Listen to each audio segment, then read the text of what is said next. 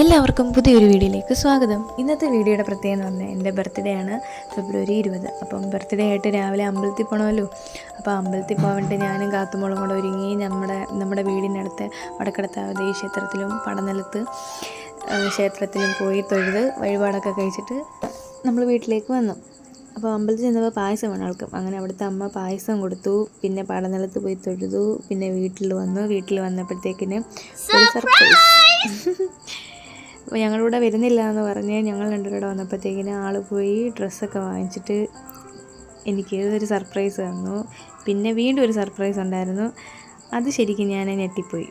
അപ്പം വീട്ടിൽ നിന്ന് അച്ഛനും അമ്മയും ചേച്ചിയുടെ മക്കളും എല്ലാവരും കൂടെ വന്നു. അപ്പോൾ ഒരു കുട്ടി ബർത്ത്ഡേ ആഘോഷം ആയിരുന്നു ഈ വർഷത്തെ.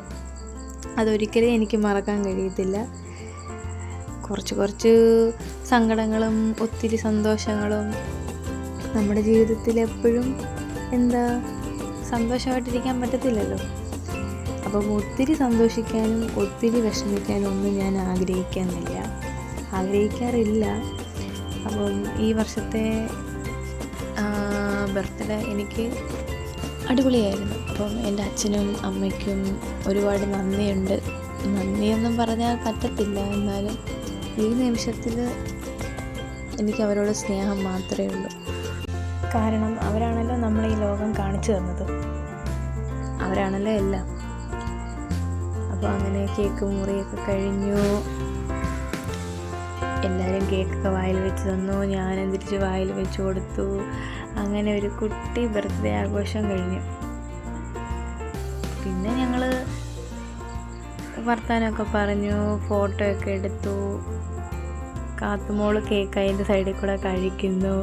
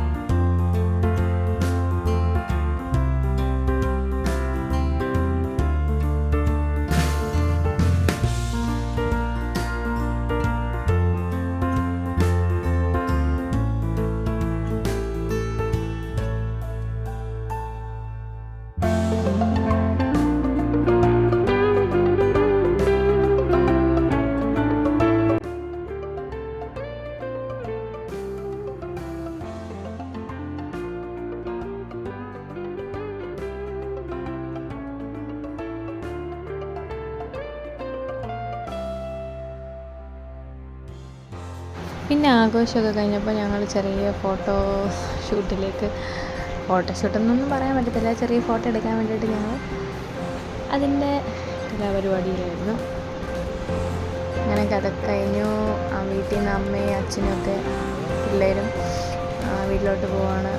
അപ്പോൾ അതിൻ്റെ ചെറിയൊരു വിഷമത്തിൽ ഞങ്ങളെല്ലാവരും അങ്ങനെ അമ്മയും ചേച്ചിയുടെ മക്കളും എല്ലാവരും കൂടെ പോവാണ്. ഫോട്ടോ കയറി.